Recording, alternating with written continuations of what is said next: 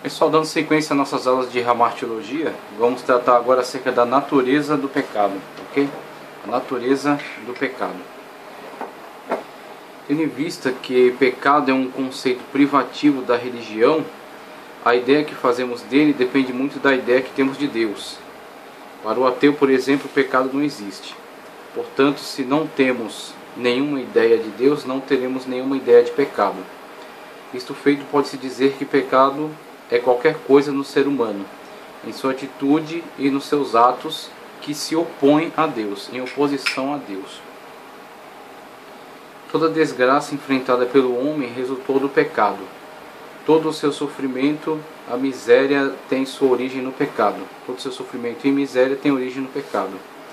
A causa básica das dores, perdas, angústias de coração e frustrações é o pecado. Pecado é qualquer coisa que o homem faz, porém ele nunca sente necessidade de procurar descobrir isso. O pecado é tão natural que a espécie humana nem o percebe. É somente no ambiente religioso que ele é comentado e condenado, mas no resto de todos os segmentos sociais ele passa desapercebido. Conceitos e definições. Em princípio dizemos que pecado é um conceito exclusivo da religião, pois fora da religião não se fala em pecado. Qualquer definição de pecado está ligado à religião ou à religiosidade. A significação do conhecimento do pecado pode ser definida somente conforme a revelação divina ilumina o fato do pecado. Pecado é a falta de conformidade com a lei moral de Deus, quer em ato, disposição ou estado. Como explicação, assinalamos que essa definição considera o pecado atribuído somente aos agentes racionais e voluntários. B. Admite, contudo, que o homem tem uma natureza racional, submissa à consciência e uma natureza voluntária independente da verdadeira vontade. E C. Sustenta que a lei divina requer semelhança moral com Deus nos sentimentos e tendências da natureza, bem como nas atividades exteriores. D. Por isso considera a falta de conformidade com a santidade divina em disposição ou estado como uma violação da lei, do mesmo modo que o ato de transgressão. Esse é um texto de Augusto Strong acerca do pecado. Conforme define Strong, pecado é qualquer falta de conformidade com a lei moral de Deus, ou qualquer transgressão dessa lei. Dizer que pecado é qualquer falta de conformidade com a lei moral de Deus equivale a dizer que tudo quanto não alcança o alvo da lei de Deus, ou não lhe corresponde, ou dela discorda, é pecado. E aí vem o sentido do termo hamartia, né? Hamartia, como a gente viu nas definições dos termos que tratam acerca de pecado na Escritura, é errar o alvo. E aí temos o alvo principal como a vontade soberana de Deus, como o seu conceito moral. O conceito moral de Deus transmitido tanto por meio da consciência, né, para todas as criaturas, tem em si a consciência que é dada por Deus,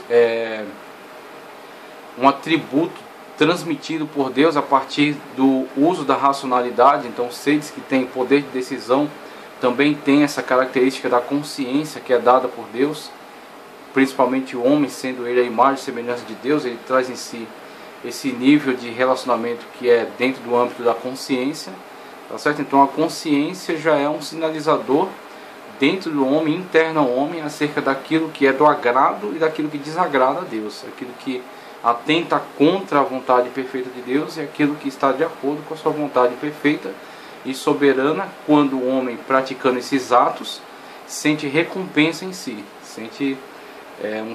tem em si um sentimento de retribuição, um sentimento de tranquilidade, paz interior, por estar praticando algo que está também de acordo com a vontade perfeita de Deus. Então o homem, no âmbito da consciência, de forma universal, tem esse relacionamento com Deus, esse nível, esse nivelador, né, esse indicador da sua vontade. E mais especificamente a palavra de Deus, que transmite diretamente agora, de forma clara, de forma objetiva, sistematizada, qual é o plano perfeito e a vontade de Deus para a humanidade. Então está de acordo com a palavra de Deus, ou até uma pessoa que nunca teve contato com a palavra de Deus, está de acordo com a consciência. A consciência é colocada por Deus no homem, nos seres volitivos, seres que têm racionalidade. Tem este presente da parte de Deus, que é a inteligência, e juntamente com ela a consciência, que dá um norte aí acerca do que é de acordo ou não à vontade de Deus. Afirmar que pecado é qualquer transgressão da lei quer dizer que tudo quanto contraria a lei de Deus é pecado. Pecado, pois, é tudo quanto é diferente da natureza de Deus, ou não se coaduna com ela, visto que Deus é uma pessoa de determinada espécie ou caráter. Todos quantos diferem dele são pecadores. Uma vez que Deus age sempre de determinada maneira, qualquer coisa que não se combine com essa maneira é pecado. A falta de conformidade com a lei moral de Deus pode ser ativa ou passiva. Isso pode ser uma questão de ato, de pensamento, de disposição ou simplesmente um estado interior. Portanto, tem a ver com a incapacidade de viver de acordo com o que Deus espera de nós, no que diz respeito ao que fazemos, pensamos e somos. E temos aí a definição bastante ampla aí que fala acerca do homem e da mulher, né, da humanidade, que segue preceitos conforme que estão de acordo, né, que estão em concordância com a vontade perfeita de Deus, que traz o bem, como nós vimos na aula anterior. Deus é o sumo bem e nós somos reflexos desse bem que é Deus, nessa luz que provém de Deus e que ilumina a boa vontade de todos os homens, que ilumina tudo aquilo que é perfeito na natureza. Então tudo aquilo que está de acordo com a vontade perfeita de Deus está em estado de perfeição, está de acordo com a sua natureza boa e tem um pleno funcionamento. Funciona sempre para aquele que entra em contrariedade com a vontade de Deus, necessariamente vai estar também num caminho de destruição, vai estar traçando aí uma rota de destruição, né, de deturpação, vai entrar em colapso, uma vez que de Deus provém todo o bem. Tudo aquilo que está contra ele, está fora dele, necessariamente estará desprovido do bem que ele é, estará fora da ordem natural, e com isso entra a deterioração, a destruição, o pecado, a essência do mal, né, em toda a criação, e com isso a destruição, tá certo? E Deus tem o propósito de trazer tudo à reconciliação, trazer tudo à reconstrução por meio de Cristo Jesus, que vem trazer a salvação para o homem e também no futuro, no plano escatológico, a reconstituição de todo o cosmos, né? Quando ele colocar tudo em ordem novamente, pelo seu poder e pela sua autoridade. O emprego da palavra. Existem pelo menos 3 modos diferentes em que se pode usar a palavra pecado. Primeiro, usa-se em referência aos atos de uma pessoa. Se agimos de um modo que não agrada à vontade de Deus, que não concorda com a sua lei, esse ato é pecado. Usa-se com relação à natureza humana. Exemplo, o homem nascituro já está contaminado e assim entra no cenário da vida na condição de pecador. Com isso não queremos dizer que o homem nasce culpado de atos maus, mas que ele nasce com uma natureza inclinada ao mal.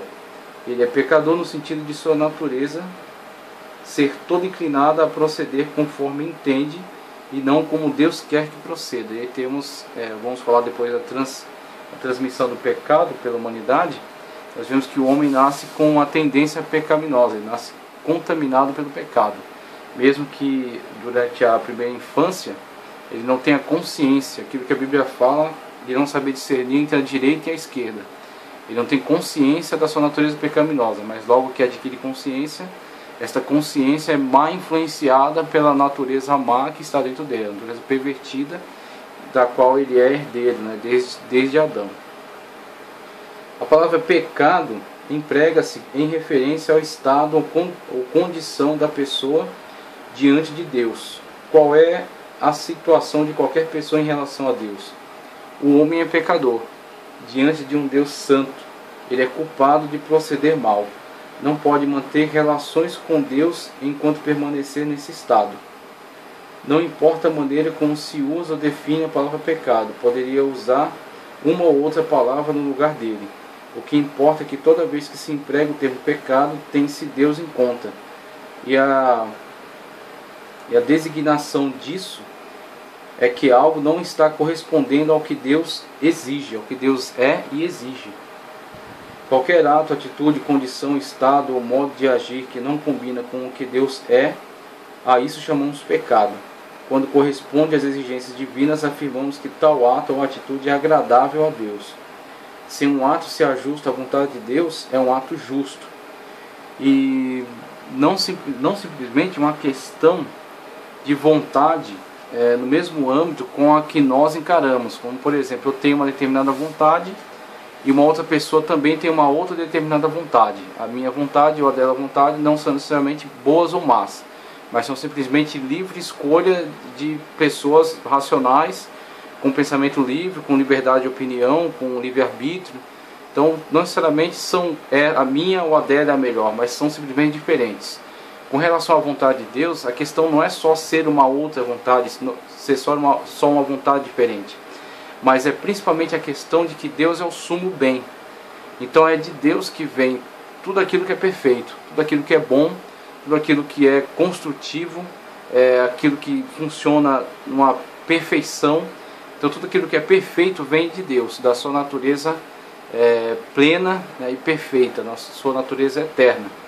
Então, dizer estar de acordo com a vontade de Deus não é só estar de acordo com a vontade de uma outra pessoa, estar de acordo com a vontade de uma outra vontade qualquer, que é simplesmente diferente da minha.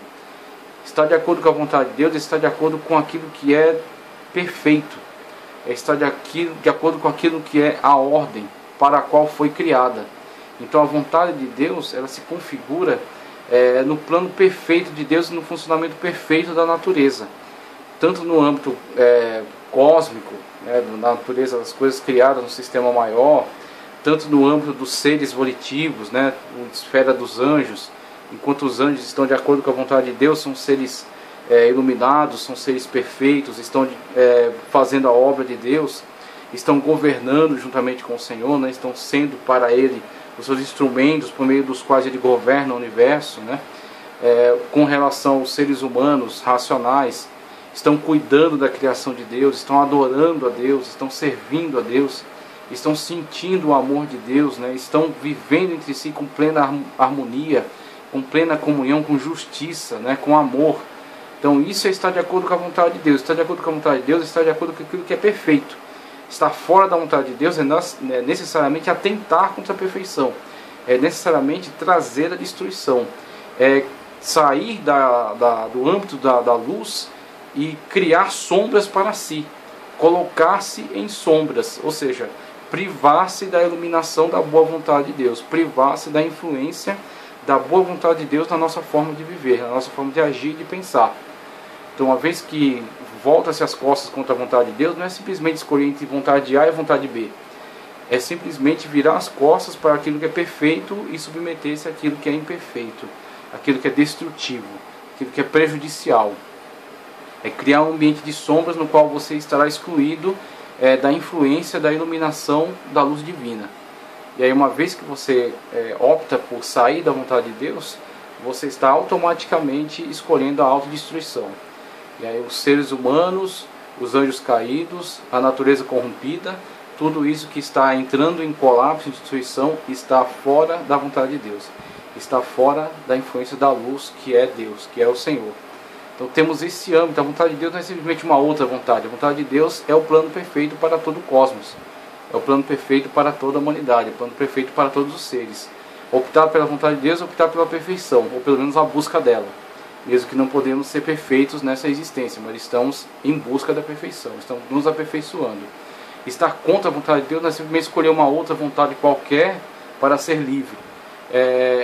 Automaticamente dizer, não, eu quero minha destruição, eu quero o meu fim, eu quero me acabar, eu quero entrar em colapso, eu quero me colocar em trevas, eu quero toda a malignidade. Então, colocar-se contra a vontade de Deus é necessariamente adotar um âmbito de malignidade, de destruição.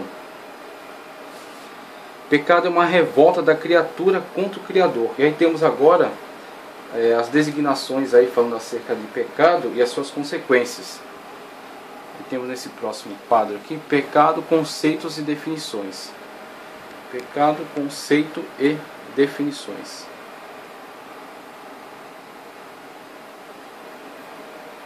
Deixa eu ajustar a tela.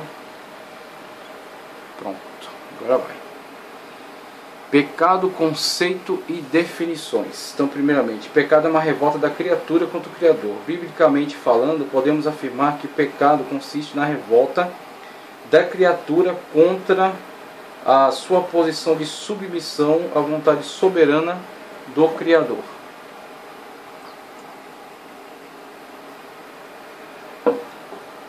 É aquela questão colocada pela serpente, né, que estava sendo veículo para a voz do diabo, e ela colocar a questão nos seguintes termos para Eva, né? Que Deus não quer que você coma este fruto, não quer que você descubra isso, você adquire esse conhecimento, porque o dia em que você adquirir isso, você será como Deus. Veja a má intenção que há dentro dessa proposta, né? Veja as distorções que há nessa proposta. É possível uma criatura ser o seu Criador? Veja a incongruência, né? Então, o que estava na verdade sendo oferecido é ter contato com algo que nem ela, nem Eva, nem Adão teriam domínio, que iria trazer mal e destruição para eles. Só que como é que foi colocado? Não foi colocado em todos os seus termos, em toda a sua realidade.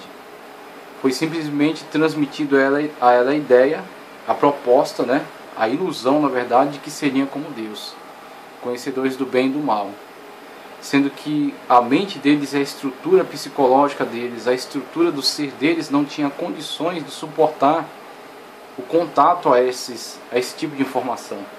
Traria confusão, traria perturbação, traria deficiência naquele processo ao qual eles já estavam expostos, né, de crescimento, de desenvolvimento, um processo de amadurecimento constante, tendo contato com Deus, sendo instruídos por Ele, cada vez mais crescendo em comunhão com Ele. E foi oferecido para ela encurtar o caminho, pegar um atalho. Se você desobedecer a Deus e tomar, e entrar em contato com isto que Ele havia proibido, se você tomar desse fruto, você terá acesso a um conhecimento que Ele está te privando. Você terá acesso a um conhecimento do bem e do mal. Você será como Deus. Ela se tornou como Deus? Ele se tornou como Deus? Nós somos deuses? De modo algum.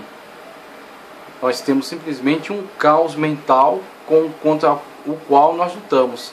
Por isso que é errado quando algumas pessoas colocam esta dicotomia, colocam essa questão, na verdade o que existia ali era ingenuidade, inocência e ciência. Então eles permaneciam na ingenuidade como crianças e não teriam contato com a ciência. Uma vez que tiverem contato com a ciência, não tem mais comunhão com Deus. Essa dicotomia é satânica, completamente ilusória, é abominável. O que Deus estava transmitindo para eles é algo que a ciência está muito além da ciência. Também é ciência e está muito além da ciência. É conhecimento puro. É conhecimento sistemático. É conhecimento revelado. É um conhecimento construtivo. Aquilo que estava vedado a eles era um conhecimento destrutivo. Então não era a questão da ciência no sentido que eles querem colocar, conhecimento científico, conhecimento acerca das coisas, conhecimento acerca da natureza, conhecimento acerca de si mesmo, conhecimento acerca dos processos naturais. Não, o que estava ali era um caos, era uma confusão, eram contradições que estavam detidas ali e estavam proibidas a ele, estavam debaixo de colocados numa situação em que exigia deles obediência e confiança. Então, se eles obedecessem a Deus, eles confiassem plenamente em Deus, Deus ia, através dos meios corretos, através da sua pedagogia, através do contato que estava tendo com eles diariamente, transmitir a eles o conhecimento de uma forma estruturada. Agora, o que eles fizeram, o que ela foi seduzida a fazer, e o que todos nós somos seduzidos a fazer, é tomar um atalho para se apossar de determinadas coisas que nós não temos controle. Então o que ela fez foi isso, foi seduzida a desobedecer na ordem de Deus, e desobedecer na ordem, tomar posse de um conhecimento, tomar posse de algo sobre o qual ela não teria controle. E aí, exposta àquilo, aquele conhecimento não trouxe bênção para a vida dela. E ela deu aquele ao seu esposo, e uma vez que os dois foram infectados com o pecado, a entrada do pecado na humanidade, os dois não puderam mais viver conforme vinham vivendo, não puderam ter mais a tranquilidade que tinham, não puderam mais ter a paz que tinham, ter a comunhão que tinham, porque a partir de agora a visão contraditória de, ao mesmo tempo que olha para a beleza, né, um olha para a beleza do outro e vê algo agradável, ao mesmo tempo olha também com os mesmos olhos a mesma pessoa, mas tem uma visão dúbia, vê também concupiscência, vê devassidão, vê ganância. São as mesmas pessoas que estavam na mesma situação, mas a partir de agora eles têm uma visão distorcida. A visão correta ainda está lá, mas está acrescentada agora de uma visão distorcida. Aqueles olhos que olhavam simplesmente com amor, com afeto, com comunhão, agora eles olham também com ganância. Eles olham também com uma visão maliciosa. E a partir dessa malícia houve a vergonha, e da vergonha tiveram que se esconder, tiveram que preparar ali alguns aventais de folhas, algo provisório, algo insuficiente, simplesmente para cobrir aquilo que passou a ser vergonha para eles. Nunca foi, mas passou a ser, por causa dessa visão distorcida do mundo.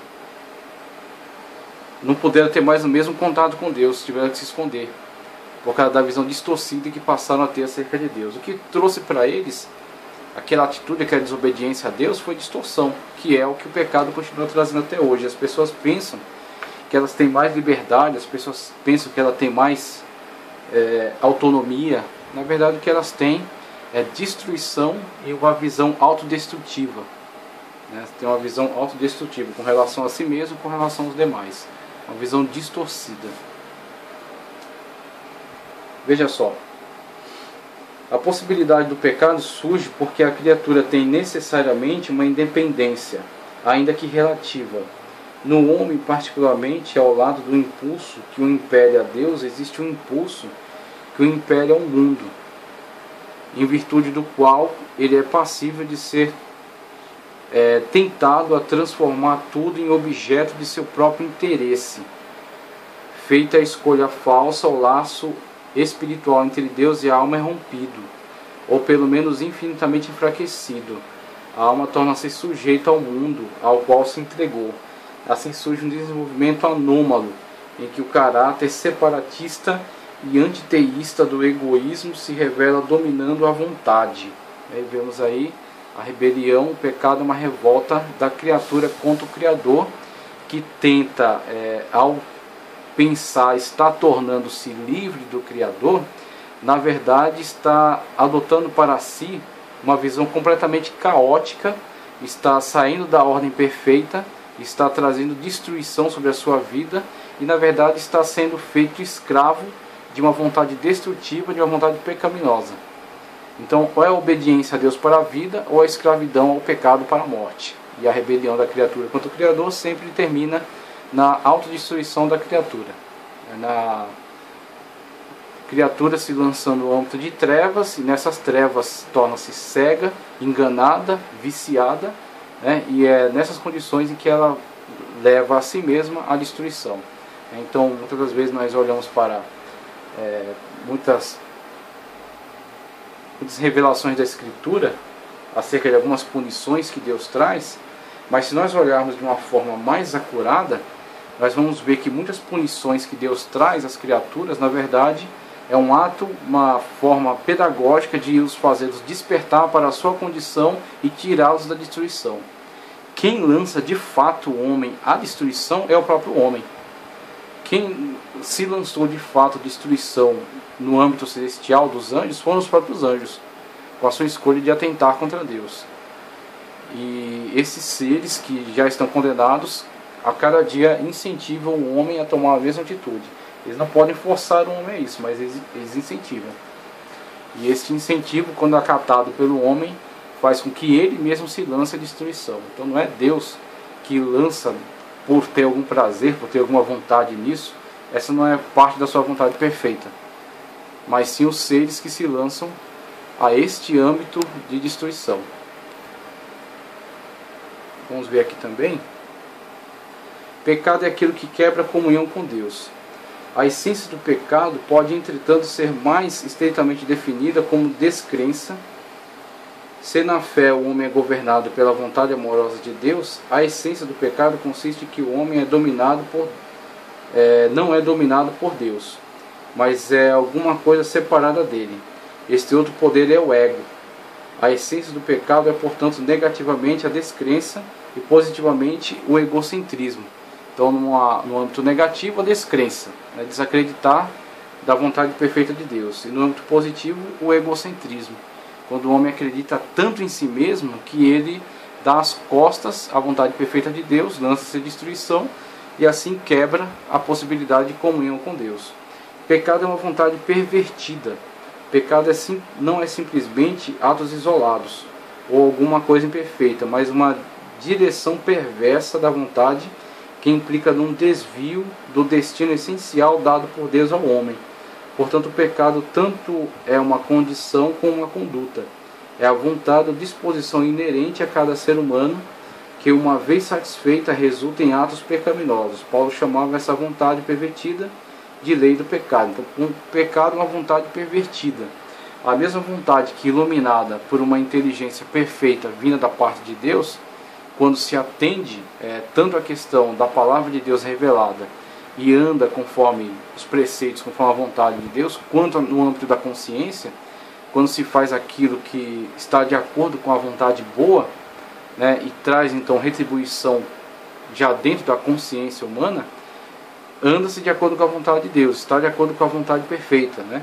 E aí a própria vontade humana, influenciada pela boa vontade de Deus, é perfeita, reflete a vontade de Deus. O homem iluminado pela boa vontade de Deus também é refletor dessa boa vontade no âmbito da criação.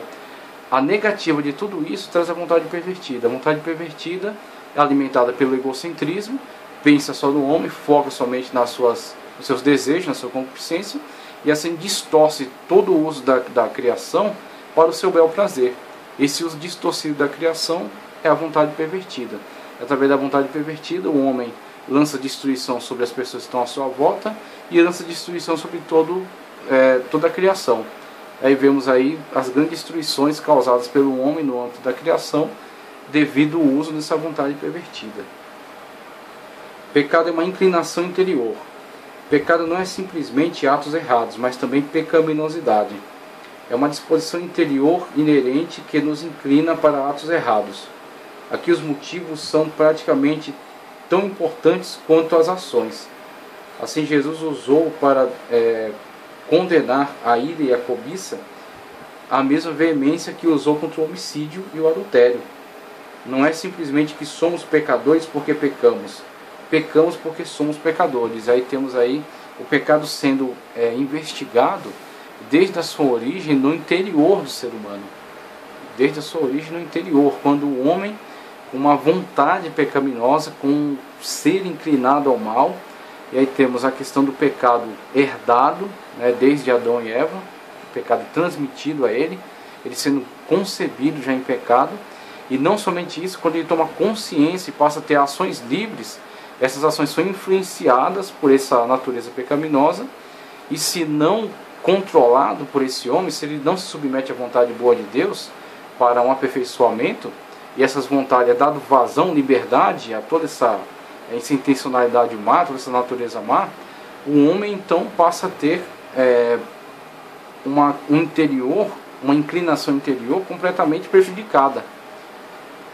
Ele passa a ter uma natureza completamente prejudicada, passa a deixar essa natureza má que está dentro dele tomar conta de todo o seu ser, uma vez que não há controle, uma vez que não se submete à vontade boa de Deus, uma vez que não favorece aspectos bons que ainda existem neles, resultado da ação criadora de Deus, da inteligência, da racionalidade colocada dentro dele.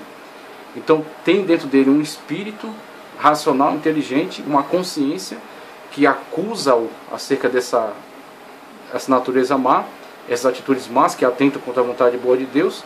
Mas uma vez que ele não dá valor a nada disso, ele simplesmente quer deixar a sua vontade interior de inclinação má, né, sua vontade influenciada pela natureza má, por aquele mal moral, aquele mal subjetivo que está dentro dele, se manifestar em todos os seus aspectos, trazendo todos os maus circunstanciais, né, o mal com L, como é definido na aula anterior. Então o que acontece no interior dele, a parte interna do seu ser, aquilo que tem que orientar as suas ações, fica completamente distorcida, contaminada por essas disposições más, essa inclinação má do interior. Então esta é a guerra interna que Paulo fala em Romanos, que esse ser caído, condenado, influenciado pelo pecado, tem que ser morto, tem que ser sepultado, crucificado, tem que ser dominado, subjugado, para que uma nova criatura, que é potencializada por toda a vontade boa de Deus que está no homem, possa tomar conta do seu ser e possa utilizar o seu corpo, os seus membros, né, fazer do seu corpo o templo e morada do Espírito Santo de Deus, e fazer dos seus membros não mais membros para a concupiscência, para atender os desejos contaminados de uma vontade interior má, mas sim para dar lugar a que os seus membros sejam ferramentas por meio das quais o Espírito de Deus possa agir, o Espírito de Deus possa manifestar aquilo que é para a glória de Deus. E aí o homem torna-se uma nova criatura em Cristo Jesus. É a partir da submissão do homem à vontade perfeita de Deus. Então aí temos um homem que controla inclusive sua vontade interior, não deixando que a inclinação má tome conta, mas dominando-a. E aí passamos aqui para o próximo ponto. Pecado e rebelião contra Deus. A Bíblia entende que todas as pessoas estão em contato com a verdade de Deus. Paulo nota que isso inclui até mesmo os gentios, que embora não tenham a revelação especial, têm a lei de Deus escrita no coração. Romanos 2, 14 ao 15, né? A questão, o âmbito da consciência. A incapacidade de crer na mensagem, particularmente quando ela é apresentada de forma expressa e exclusiva, é desobediência ou rebelião contra Deus. Um exemplo típico é Adão e Eva. Embora lhes fosse permitido comer de todas as árvores do jardim do Éden, Deus ordenou que não comessem da árvore do conhecimento do bem e do mal. Gênesis 2, 16 e 17. Adão e Eva rejeitaram a prerrogativa de Deus, que seria de lhes dizer o que era certo e o que era errado, e eles se rebelaram contra a autoridade de Deus e assim lhe desobedeceram. E desobedecendo à vontade perfeita, orientadora de Deus, trouxeram sobre si condenação, destruição e o caos, né? Como acontece em todos os âmbitos da criação. Sempre que a vontade de Deus é desobedecida, é contrariada, é rejeitada, é ignorada, o que resulta dessa desobediência é a destruição, porque a vontade de Deus é também a vontade perfeita para toda a sua criação. Então, temos aí a questão da rebelião contra Deus, que já falamos bastante acerca disso. Pecado é transgressão, e aí transgressão, naquelas definições, né, que trouxemos no grego e no hebraico, traz sempre o sentido de ultrapassar limites, ultrapassar barreiras, né, ultrapassar linhas limitadoras, né? Então existe uma linha limitadora da ação perfeita. A ação perfeita está circunscrita a estas orientações da parte de Deus, né? Tanto no âmbito da consciência quanto no âmbito da revelação da sua palavra. Uma vez que ultrapassa-se esse limite da circunscrição da vontade perfeita, está transgredindo então contra a boa vontade, a vontade perfeita de Deus, e entrando agora no âmbito do pecado, né? Entrando no âmbito da contrariedade à vontade perfeita de Deus. Desobedecer, infringir, violar, postergar, desrespeitar, são todos sinônimos de transgressão. O transgressor ultrapassa os limites estabelecidos. Transgredir significa passar além de algum limite ou atravessar. Eva transgrediu a lei de Deus quando rompeu o limite entre não comer ou comer o fruto da árvore da ciência do bem e do mal. O rei Uzias ultrapassou os limites da sua competência quando queimou perante o Senhor um incenso sagrado. O pecado é transgressão ou traspasso.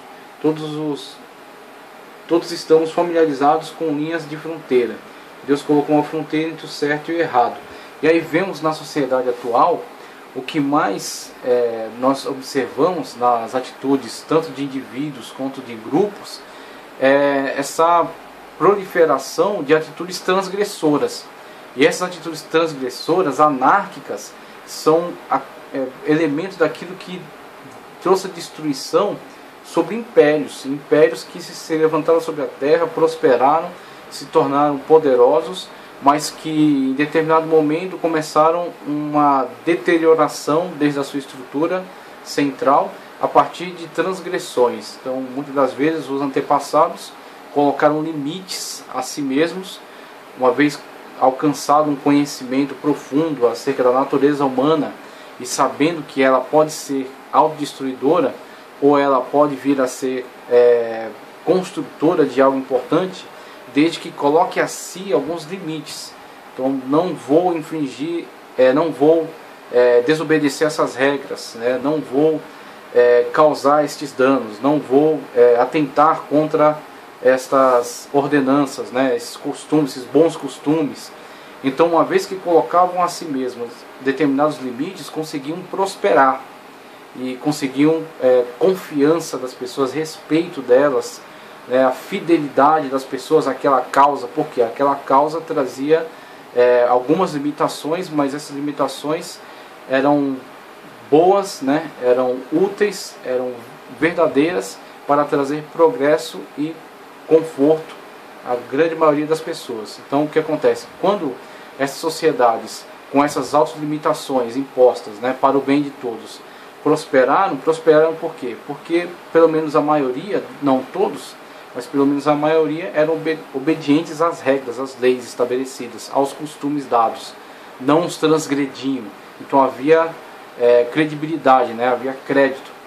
Quando isso passa a ser manipulado, passa a ser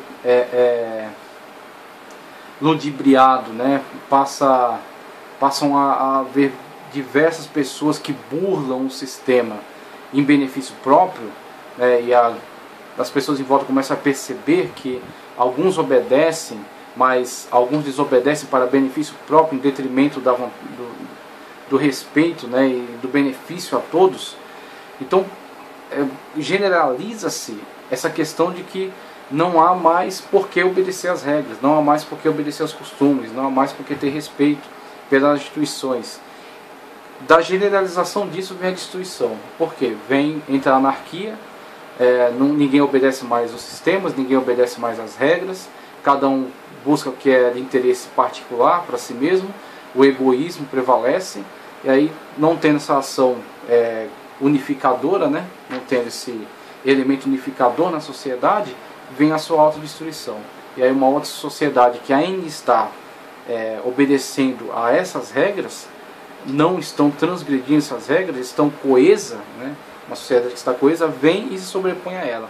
E aí temos aí Roma, mesmo com toda a sua grandiosidade, mesmo com toda a sua cultura, né, seu poderio, ela cai diante de povos bárbaros e letrados, né, povos que não tinham cultura, não tinham esse tipo de cultura sistematizada, né, tinham a sua cultura particular, mas tinham uma forma muito menos complexa, né, de cultura.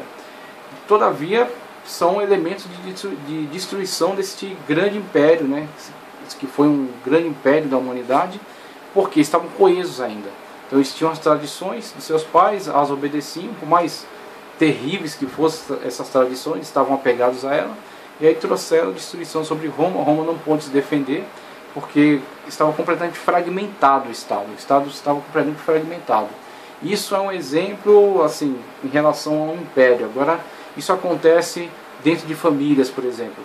Hoje o Estado está buscando, através do incentivo da livre propaganda a determinadas ideologias, está fragmentando as famílias. Então, quando o conceito de família é pervertido, essa perversão do conceito de família traz uma fragmentação, porque o conceito de família ele está fundado sobre coisas, não só coisas religiosas, aspectos religiosos, aspectos revelacionais, está fundamentado sobre aspectos naturais. Então, a união do homem com a mulher dá a possibilidade à reprodução, nascimento de filhos, machos e fêmeas, que são criados dentro do âmbito familiar, tendo um referencial paterno e materno para futuramente constituir novas famílias.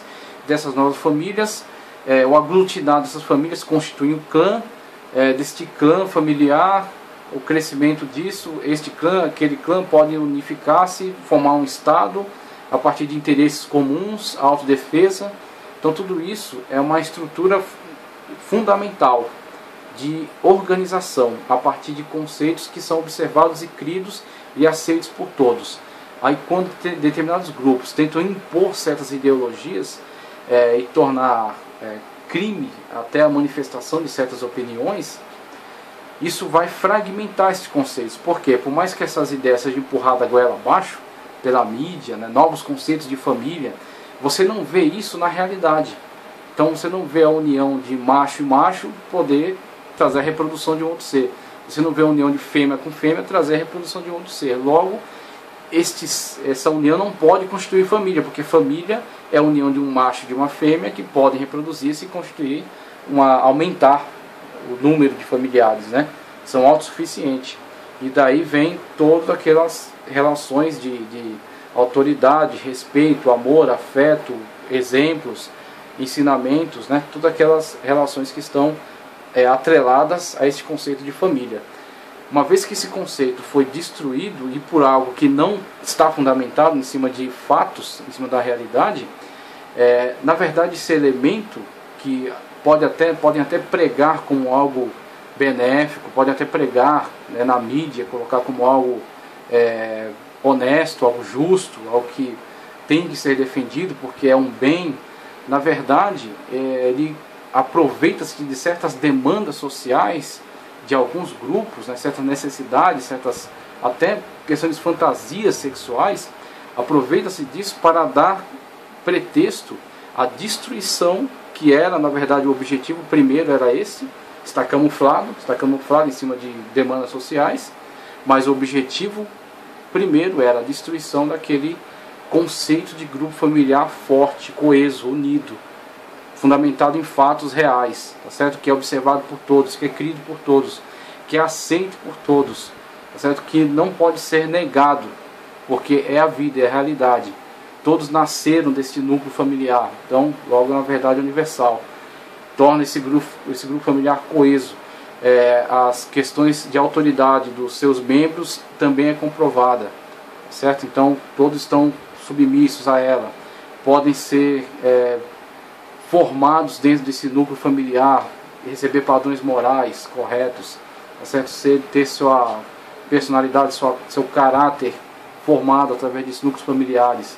Agora, uma vez que isso é destruído, fragmentação. Essa fragmentação torna as pessoas da grande sociedade quase que anárquicas e facilmente dominadas por um governo que estabelece sua vontade, estabelece por meio da propaganda, transmite os seus interesses, transmite aí sua forma de dominação, sua forma de propagação das suas ideias.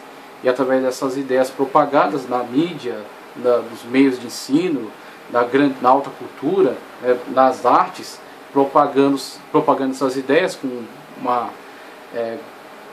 de uma forma muito eficaz, de uma forma muito sistematizada, consegue então manter esse grupo cativo a si, sempre colocando outras demandas, colocando as necessidades, trazendo essa movimentação, esta ação global, como eles gostam de chamar. Através dessa ação global mantém um grande número de pessoas presas nas suas próprias questões, presas nos seus próprios interesses, cada um brigando pelo seu impor a sua vontade, cada um brigando por atender às suas necessidades, cumprir os seus desejos, e não se preocupando com questões de Estado, não se preocupando com questões de política, de governo, e aí o governo consegue dominar livremente, consegue realizar tudo aquilo que ele quer fazer sem a interferência, e a sociedade em volta de si não tendo forças para questioná-lo, não tendo força para se levantar contra ele, não tendo força para exigir dele determinadas ações, porque estão presas às suas demandas pessoais, estão presas às suas demandas vinculadas a questões às vezes até particulares, questões particulares colocadas num nível de interesse público, questões que são de âmbito particular. Independentemente de dizer aqui acerca de coisas certas ou erradas, ou pecaminosas ou não pecaminosas, interesses particulares, coisas que devem ser resolvidas dentro do âmbito particular, colocadas num âmbito público e defendidas pelo interesse público, pelas linhas governamentais, ideologias políticas, porque estão manipulando isso para tornar o povo distraído com essas coisas. A mesma política do pão e circo, né? Um coliseu, a arena, distrações, guerras de gladiadores, encenações teatrais, pão e a distração para as massas, para que César possa governar livremente, fazer aquilo que ele quiser e não haver interferência sobre a sua ação. O povo está cativo da política do pão e circo. Hoje o pão tem uma característica metafórica, o circo também, mas a política segue a mesma. E aí nós vemos essa fragmentação, ela traz destruição, tanto numa questão geral, da sociedade, no âmbito geral, quanto na questão particular. Na questão particular também a transgressão às leis colocadas justas, as leis justas, os códigos morais justos, transmitidos de geração em geração, adquirido desde o passado por aqueles que pensaram, refletiram profundamente acerca disso, chegaram a determinadas conclusões e transmitiram isso de geração em geração. Uma vez que a transgressão se instaura, não há barreiras, não há limites, não há códigos morais, tudo tem que ser renovado. O homem é uma metamorfose ambulante. Então essa metamorfose ambulante, metamorfoseando-se a cada instante, a cada minuto, não tem tradição, não tem marcos morais, né? Não tem marcos delimitadores. Assim ele vai sendo manipulado, transformado, que nem uma massinha de modelar. Conforme o interesse, ele vai sendo manipulado, transformado, alterado, conforme a novela que surgir, o filme que surgir, a propaganda que surgir, o novo comentarista político que aparecer, ele vai sendo remodelado e feito conforme o interesse das classes dominantes. Transgressão. Transgressão é o grande prejuízo para a pessoa que não sabe respeitar aquilo que é correto, de acordo com a sua consciência, de acordo com a vontade revelada de Deus. Uma vez que ele não sabe respeitar aquilo que é a vontade boa, perfeita e revelada de Deus, torna-se um transgressor, e o transgressor está sempre destruindo coisas que poderiam ser importantes para ele e para os demais. Esse é o mal adquirido aí pelo espírito do transgressor. Pecado é algo relacionado com a incapacidade espiritual. Pecado é algo relacionado com a incapacidade espiritual. O pecado altera a nossa condição interior, nosso caráter. Ao pecar, tornamo-nos como que deformados ou distorcidos. A imagem de Deus, segundo a qual fomos criados, fica prejudicada. No primeiro capítulo de Romanos, Paulo fala desse processo. Tendo se recusado a reconhecer Deus, os pecadores tornaram-se fúteis em seus pensamentos, e a mente insensata deles ficou obscurecida. Deus os entregou uma mente reprovável, na realidade uma mente não qualificada ou desqualificada, deixada ao seu critério. A mente humana não é adequada para informar corretamente e orientar nossa conduta. As consequências dessa incapacidade espiritual são os pecados alistados nos versículos 29 a 31.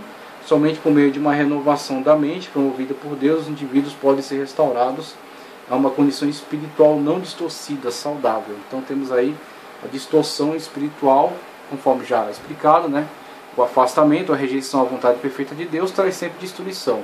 E o pecado é algo que pode distorcer, deformar de tal forma um homem, desfigurá-lo de tal forma que até fica difícil identificarmos a imagem e semelhança de Deus. O homem perde todas as suas qualidades.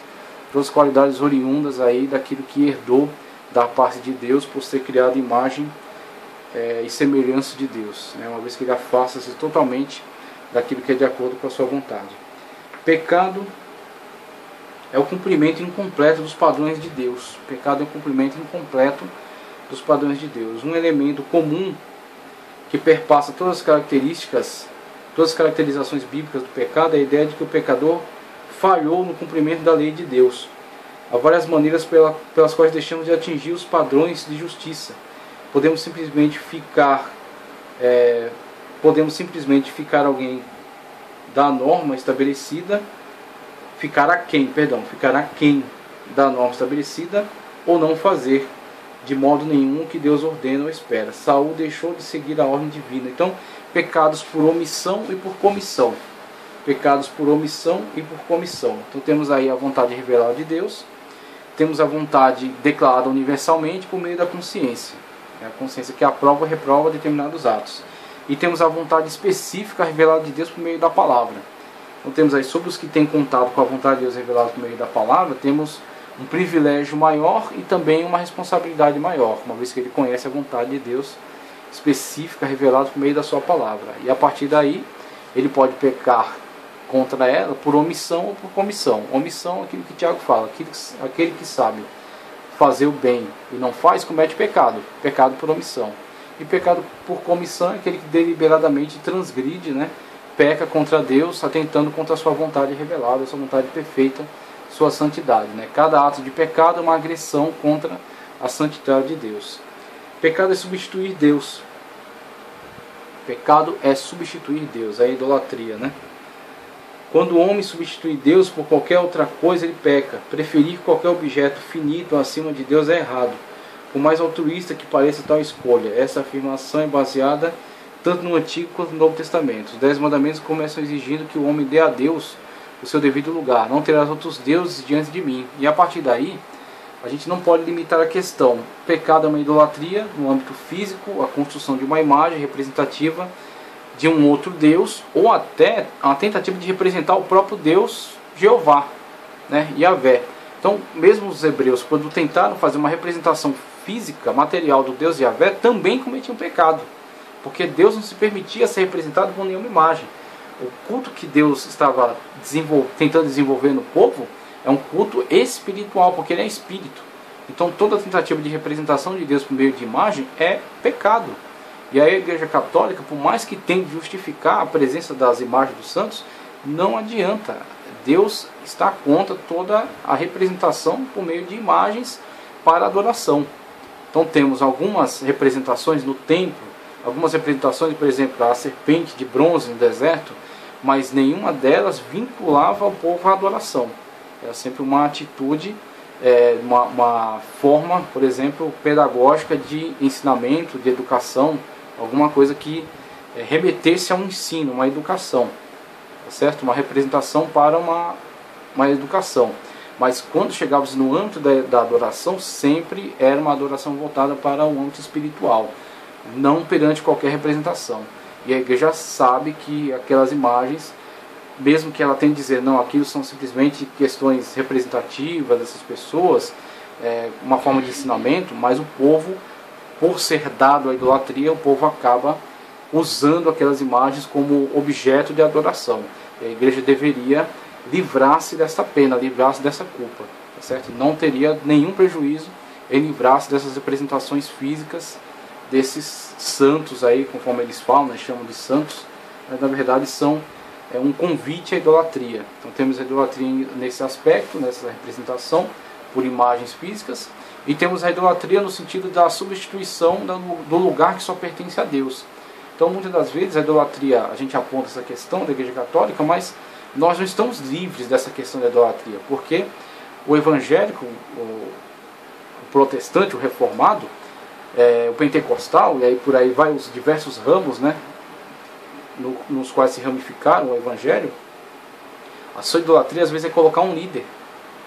Então ele, mesmo que ele diga que Deus está acima de tudo, que ele adora a Deus, mas ele não faz nada sem consultar aquele líder. Ele não consegue dobrar os seus joelhos e ir direto a Deus pelo único caminho que é Cristo Jesus. Eu sou o único mediador, Cristo Jesus é o único mediador entre Deus e o homem. Então o caminho para Deus é Cristo. Ninguém vem ao Pai se não for por mim. Veja, ninguém vem ao Pai se não for por mim. Não é por meio de Maria, mesmo que Maria, serva de Deus, uma mulher maravilhosa, levantada de uma forma especial para fazer a obra de Deus. E fez a obra de Deus em perfeição. A serva de Deus está hoje ao lado, está hoje aguardando, juntamente com todos nós, a ressurreição, né, do último dia, a glorificação, está aguardando a glorificação para juntamente participarmos aí da grande ceia, do grande banquete do Senhor, quando estaremos todos assentados à mesa. Então a serva de Deus já fez a obra dela, ela já fez o que Deus tinha dado a ela fazer. Tudo aquilo que o Senhor levantou ela para fazer já foi realizado. Então ela já tem a sua coroa. Agora, qual o papel de mediador? O papel de mediador pertence a Cristo. Ele é o único mediador entre Deus e os homens, certo? Ele é o único caminho para Deus. Então, quando um evangélico coloca seu líder acima, ou pelo menos quando ele mesmo dizendo que não coloca, ele vai até seu líder esperando uma resposta, sendo que essa resposta deveria vir de Deus, ele consulta seu líder em algo que ele deveria estar colocando diante de Deus, ele teme, às vezes, uma palavra dada por aquele líder mais do que teme a palavra dada por Deus na sua palavra, na sua escritura sagrada. Essa é idolatria. Ele colocou um homem no lugar de Deus. Aí tem pessoas que colocam a família no lugar de Deus. Então, se a sua família for para a destruição, ele vai junto. Coloca o dinheiro no lugar de Deus. Se o dinheiro acabar, a fé dele acaba também. Coloca a saúde no lugar de Deus. Se vier a doença, ele abandona Deus. Então ele é idólatra. E a idolatria se manifesta de diversas formas, e a idolatria é sempre a destruição da verdadeira comunhão e da verdadeira fé em Deus. E aí temos, finalizando a questão do egoísmo. Egoísmo é o amor excessivo ao bem próprio, em consideração aos interesses alheios. A maioria dos atos pecaminosos são verificados no egoísmo. Na maioria dos seres humanos impera a seguinte atitude: primeiro eu, pois essa atitude é gerenciada a maior parte das pessoas. O homem é uma marionete movida por dois cordéis: o desejo de possuir o que não tem e o medo de perder o que tem. Tire isso do ser humano e verás que quase todos os seus problemas se acabam. Mas quem sente esse medo? O ego humano, por ser muito fraco. De tão fraco que é, não confia no seu eu. Portanto, para se sentir seguro, ele se cerca de muitos meus. Então ele adquire muito para tentar satisfazer este ego, que ele diz aqui um ego fraco, movido pelo desejo de adquirir e o medo de perder. O desejo de possuir tudo que os outros têm por parte dos adolescentes a respeito do custo ou da condição financeira da família, a despeito do custo da condição financeira da família, é aquele desafio ao direito do motorista a atravessar uma rua. É aquela falta que consiste em não trabalhar honestamente para ganhar um salário normal diário.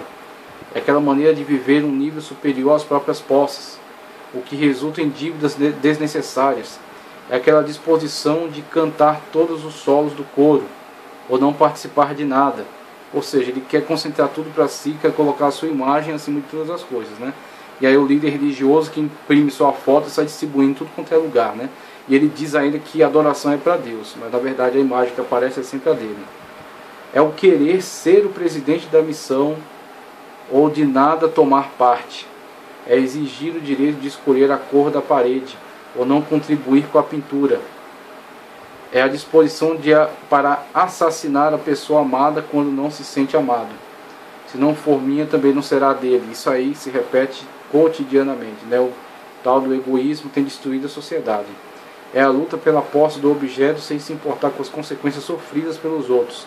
É o sentimento de autoindulgência e autogratificação. Elimine o egoísmo dessa vida e o pecado diminuirá drasticamente. Elimine o egoísmo da vida do lar e haverá muito menos atritos e mágoas. Elimine seu egoísmo da comunidade e haverá notícias diferentes na imprensa diária. O egoísmo é a causa de muitos crimes e pecados. Tiago 1, 14, 15. É por meio dele que guerras, contendas, violência e muita miséria há no mundo. Então temos o egoísmo, uma das manifestações do pecado, e a fonte, certamente a fonte de muita destruição na sociedade. A sociedade egocêntrica, cada um lutando por si. E aí temos que declarar isso aqui, ao meu entender, ao meu ver. Claro, não sou dono da verdade absoluta e nem pretendo, mas ao meu ver, não que ela tenha criado isso, não que o darwinismo social seja autor disso, isso aí já existia há muito tempo antes dele, mas ele é um potencializador dessa manifestação egoística na sociedade tremendo. Temos aí o darwinismo social, a filosofia de Nietzsche, de Friedrich Nietzsche, com a ideia do super-homem, a ideia do anticristo. Então, infelizmente, existe algo muito importante, muito brilhante nessa capacidade desse filósofo, certamente, mas que existe um elemento maligno, destruidor, também existe. Também existe.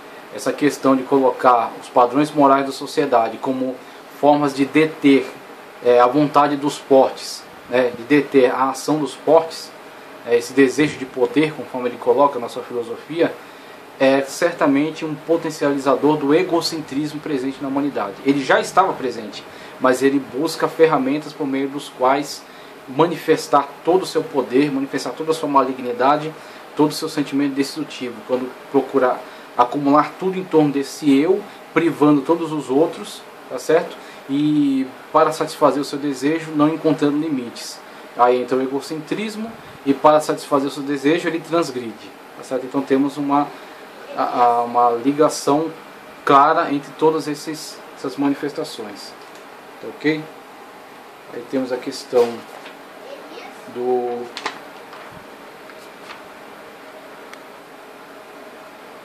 Então vimos todas essas manifestações aí acerca do pecado, e como ele se revela dentro da humanidade através de todos esses aspectos.